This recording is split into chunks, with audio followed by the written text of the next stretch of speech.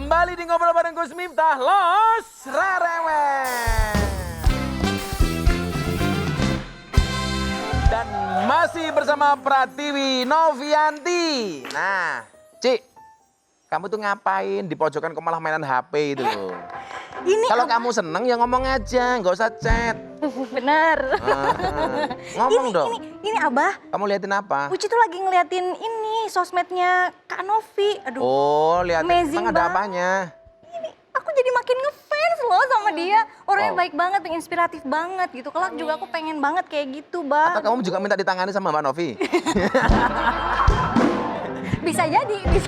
Amit-amit ya. Ya udah tanya apa sama Mbak Novi mau ngasih ketemu nih. Iya, Kak Novi nih kan kalau Uci ngeliat nih udah banyak banget pencapaiannya ya, kayak bisa merenovasi rumah orang gitu, membuat orang dari sakit jadi sembuh. Nah, dalam waktu dekat ini selain itu apa sih pencapaian yang belum ada dan pengen dicapai? Pengen banget punya yayasan yang bisa menampung lansia, ODGJ, mungkin yatim piatu, duafa, siapapun itu yang membutuhkan. Pengen banget punya yayasan atau rumah singgah disebutnya ya. Luar biasa banget loh. Yayasan Impian. untuk menangani ODGJ dan sejenisnya ya. Semuanya, orang-orang Semuanya. yang membutuhkan.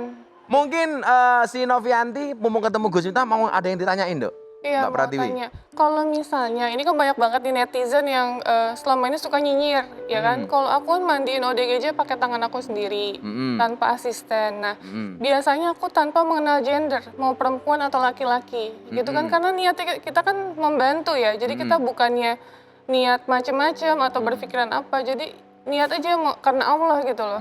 Tapi suka ada orang yang memberikan statement, itu kan bukan murim gitu, jadi gimana? Jadi yang pertama, ada 3 golongan yang itu tidak dikenai hukum dalam Islam. Artinya dia rofi al-qolamu an salasin. Pena itu diangkat dari 3 golongan ini. Artinya dia tidak dikenai hukum. 1, orang tidur sampai dia bangun. Makanya kalau kebablasan kesiangan subuh lah dia bangun langsung subuhan. Karena ketika subuh dia nggak denger adzan kan. Kemudian yang kedua, anak kecil sampai dia dewasa. Makanya anak kecil itu nggak perlu. Seandainya dia tidak puasa dia tidak dosa. Karena belum balik. Jadi hatta ya blugho sehingga dia balik. Kemudian yang ketiga adalah orang dengan gangguan jiwa sampai dia sembuh. Ini orang-orang tidak kena hukum. Maka kalau dia tidak sholat, tidak puasa nggak ada masalah. Makanya kamu kalau pengen nggak sholat, pengen nggak puasa gampang. 1, jadilah orang tidur sampai bangun. Jadilah anak kecil sampai dia dewasa. Atau yang ketiga, jadilah orang dengan gangguan jiwa sampai sembuh. Wah. Kayaknya kamu yang ketiga ya itu loh. Nah bagaimana kemudian soal dia nggak ada masalah. Mungkin masalahnya adalah kamunya ke dia. Kalau dianya ke kamu pasti nggak ada masalah karena dia pasti nggak punya perasaan. Nah, kamu sebagai wanita normal tentunya ada perasaan. Memang sebaiknya kalau cowok ya ditangani cari asisten yang cowok. Kalau cewek ya cewek. Tapi kalau memang kepaksanya seperti itu ya kamu harus jaga niat, jaga pandangan dan lain sebagainya. Caranya seperti itu. Tapi memang lebih baik kalau seandainya yang nangani ini jenis kelaminnya sama. Jadi gitu. Ada lagi mungkin yang mau disampaikan? Itu aja sih. Oke, barangkali sebelum berpisah dengan ngobrol bareng Gus Miftah, apa yang ingin kamu sampaikan kepada masyarakat ketika melihat orang dengan gangguan jiwa?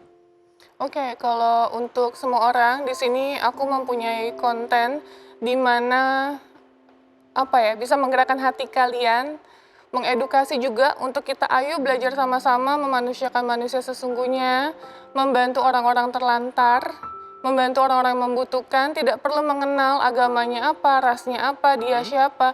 Ketika kalian mampu melakukannya, lakukanlah yang terbaik. Tapi bener nggak sih pernah merawat bayi yang lahir dari ODGJ? Iya, Oh iya, tadi katanya Iya. ada bayi yang pernah kamu rawat dari ODGJ. sampai sekarang. Jadi Dan bayinya normal. normal alhamdulillah. Artinya walaupun ibunya ODGJ, anaknya nggak ikut-ikutan ODGJ. Itu kan nggak ada gen. Tuh dengerin. Jangan mentang-mentang anaknya ODGJ tahu-tahu dijustifikasi bahwa dia ODGJ. Nggak ada gen dok ya. Ya betul, karena bayi itu Dan kan dia nggak benar-benar normal. normal. Oke. Yang satu umurnya bulan depan 1 tahun, terus yang satu lagi baru 3 minggu. Ada 2 perempuan semua. Wow. Dan itu kamu tangani sendiri? Aku rawat di rumah. Jadi masuknya adopsi Jadi- ya? Kalau gitu. Wow. Luar biasa. Maka Sobat Kepo, mari saling tolong menolong satu sama lain untuk menggapai surga. Jangan malah menjatuhkan orang lain saat kamu sedang berjaya. Justru sebaliknya, raihlah tangan mereka dan bantu mereka yang tengah jatuh di saat kamu sedang berjaya. Yang pengen saya sampaikan dari pembicaraan saya dengan Pratiwi yang pertama, berbuat baiklah. Karena sesungguhnya Allah menyukai orang-orang yang berbuat baik. Al-Baqarah ayat 195. Innallaha yuhibbul muhsinin. Sesungguhnya Allah menyukai orang-orang yang berbuat baik. Kemudian yang kedua adalah, hilangkan rasa ragu dalam dirimu untuk menebar kebaikan. Sebab Allah telah menjamin balasan berupa kebaikan juga bagi yang melakukannya. Dalam surat Ar-Rahman ayat 60, Allah Subhanahu wa taala berfirman, tidak ada balasan kebaikan kecuali kebaikan. Kalau kata orang Jawa mengatakan, kabeh kuwi ngunduh wae pakarti. Ya kan? Kamu nanam dan kamu pasti akan mengetam. May yazra yahsud.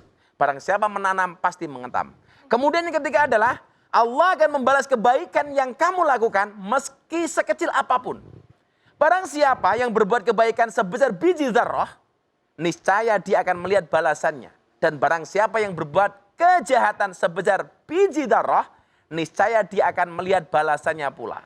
Dan Allah Subhanahu wa taala berfirman di dalam surat Az-Zalzalah ayat 7 dan 8. Kemudian yang keempat, Allah akan melimpahkan rahmat dan kebahagiaan bagi orang yang berbuat baik. Nggak perlu khawatir. Allah akan selalu melimpahkan rahmat atas kebaikan yang kamu perbuat. Dalam surat Al-A'raf ayat 56, Allah Subhanahu wa taala berfirman, sesungguhnya rahmat Allah sangat dekat kepada orang-orang yang berbuat baik. Dan terakhir adalah, kebaikan yang kamu perbuat akan kembali pada dirimu sendiri, disadari atau tidak. Sebenarnya apa yang kamu alami dan kamu rasakan adalah cerminan atas kebaikan yang kamu perbuat. Jika kamu berbuat baik, berarti kamu berbuat baik bagi dirimu sendiri. Surat Al-Isra ayat 7. Ingat, jangan biarkan setiap orang yang datang kepadamu pergi tanpa merasa lebih baik dan lebih bahagia. Jadilah ungkapan hidup dari kebaikan Tuhan.